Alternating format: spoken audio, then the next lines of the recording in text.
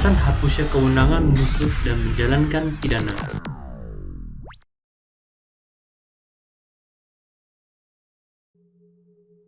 Pada prinsipnya, kewenangan melakukan penuntutan hadir seketika ada dugaan terjadinya tindak pidana. Di sini dianggap bahwa kepentingan umum dianggap langsung terkena sehingga pihak yang terkena tindak pidana itu harus menerima adanya penuntutan, sekalipun ia sendiri tidak mengendakinya.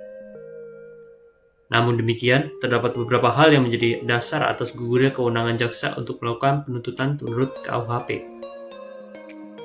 Yang pertama, tidak adanya pengaduan delik-delik aduan. Yang kedua, nebis in idem. Yang tiga, matinya terdakwa. Dan 4, daluarsa. 5. Telah adanya pembayaran denda maksimum kepada pejabat tertentu untuk pelanggaran yang hanya diancam dengan denda saja. Yang keenam, ada abolisi atau amnesti. Yang pertama, tidak adanya pengaduan pada delik-delik aduan. Dalam hal dianggap bahwa kepentingan orang yang terkena tindak pidana itu melebihi kerugian yang diderita oleh umum, maka hukum memberikan pilihan kepadanya untuk mencegah atau memulai suatu proses penuntutan. Misalnya, seorang perempuan muda yang telah disetubui boleh memilih untuk menikahi laki-laki yang menyetubuinya daripada pelaku dijatuhi pidana. Yang kedua, nebis in idem.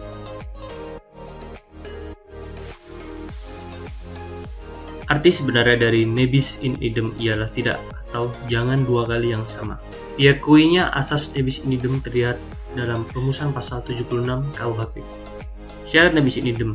Yang pertama, ada putusan yang berkekuatan hukum tetap. Yang kedua, orang terhadap siapa putusan itu dijatuhkan adalah sama. Yang ketiga, perbuatan adalah sama dengan yang pernah diputus terdahulu.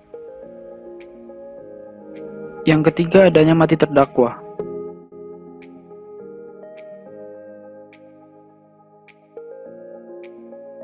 KUHP berpendirian bahwa yang dapat menjadi subjek hukum hanyalah orang yang dapat mempertanggungjawabkan dan itu bersifat pribadi. Seperti yang terdapat pada pasal 77 Kitab Undang-Undang Hukum Pidana, kewenangan menuntut pidana hapus jika tertuduh meninggal dunia. Lalu yang keempat ada daluarsa atau verjaring.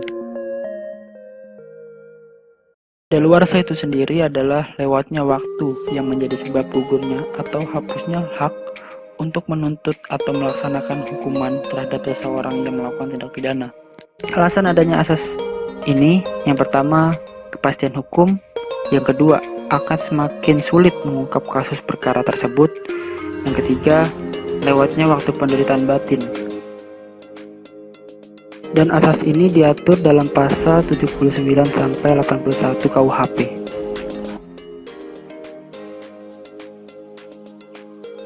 5. Telah ada pembayaran denda maksimum kepada pejabat tertentu untuk pelanggaran yang hanya diancam dengan denda saja. Ketentuan pembayaran ini dikenal juga sebagai lembaga hukum AFKOP atau penebusan, atau juga sering disebut seeking atau perdamaian. 6. Ada amnesti dan abolisi. Abolisi dapat diartikan sebagai penghapusan proses hukum seseorang yang sedang berjalan.